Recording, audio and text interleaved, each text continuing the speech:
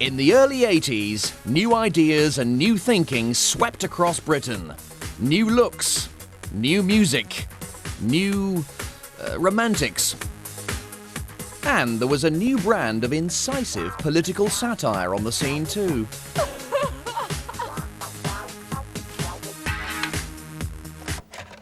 Whole new industries were starting up, fueled by revolutions in electronics and computers. And Britain was very much in the frame thanks to one of Prime Minister Maggie Thatcher's favourite eccentric entrepreneurs.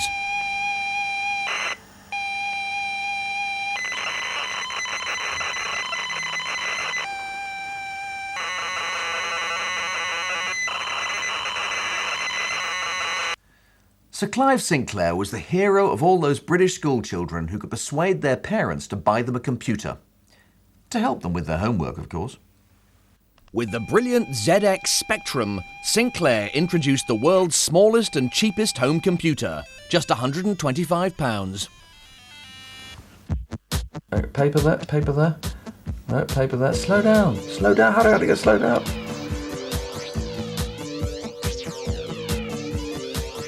No, I wasn't going to hit that, I'm sorry. How were people entertained by this back then? I'll never know. But I'm finding it strangely addictive. Let's go again.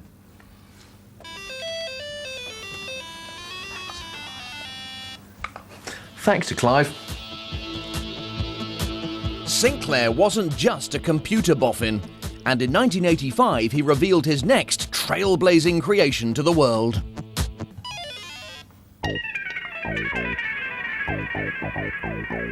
Welcome to the future, the Sinclair C5. Was it a car? Was it a bike? This was step one of Sinclair's vision for the future of electric vehicles. It was actually an electric tricycle. By keeping the speed below 15 miles an hour and the weight below 60 kilos, Sinclair was able to build an electric vehicle that needed no road tax, no insurance, and no driving license. You didn't even need a crash helmet.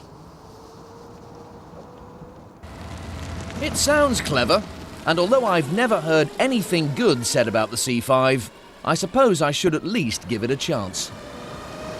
Right, I'm approaching a gentle hill now, and this, I feel, may well be some sort of challenge for it. I do have the finger firmly on the button, and it's getting embarrassing. Yes, I'm going to have to give it a little bit of pedal assistance. Reversing was, I would have said, not one of its strongest. In fact, it doesn't reverse. I'm doing the reversing now. So embarrassing, and I've forgotten the expression that Sinclair gave it, but it's a sort of 80-point turn using your legs. It's a useless machine, really. Now it's bleeping at me. Sorry, Sir Clive, I just can't find your trademark genius in this machine. Geronimo! Before I write it off, I'm going to meet a real-life C5 engineer from the 80s.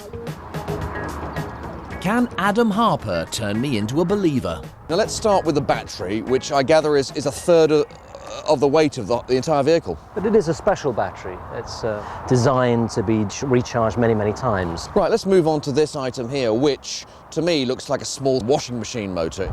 The car was assembled by Hoover, and many years ago it was written that it was a washing machine motor, and the fact is it never was.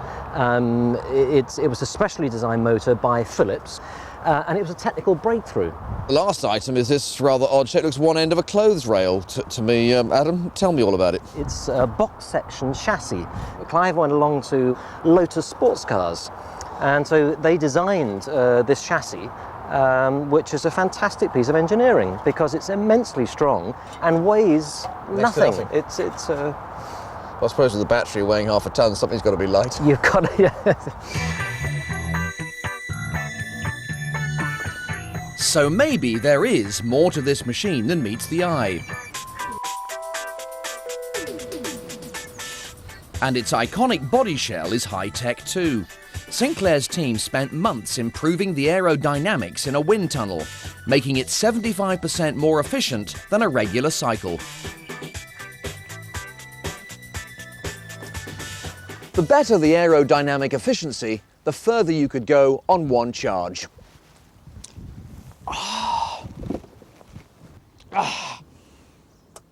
About 20 miles, according to the brochure. Sinclair's runabout went on the market in January 1985 for just under £400, £1,000 in today's money. But before it even hit the streets, most journalists were writing it off. Right from the start, the C5 scared people. They thought its low profile would be too dangerous once you get out amongst the trucks and cars. Was that fair? Let's find out. I've got a full charge and a tune-up, and it's time to give the C5 a second chance. Off to the supermarket, 1980s style. And you get amazing looks from people thinking that person there is completely mad, and they'd be right. On a flattish road, it rolls along at a decent lick, with no effort on my part. There we go, we're successfully around there. In the traffic, one does feel incredibly vulnerable.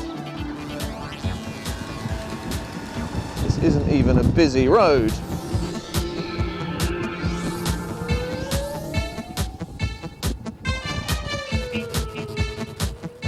You've got to give credit to Sir Clive. He put his reputation and £7 million behind his creation. OK, so the boot's a bit small. In fact, the machine is far from perfect.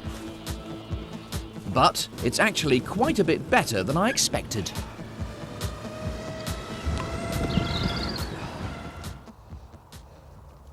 Bad press may have killed off the C5, but the idea of electric runabouts just hasn't gone away. With better batteries and electric motors, Sinclair's vision is finally becoming reality with quiet, clean electric machines that even have decent-sized boots. Maybe Sinclair was just a bit too far ahead of his time.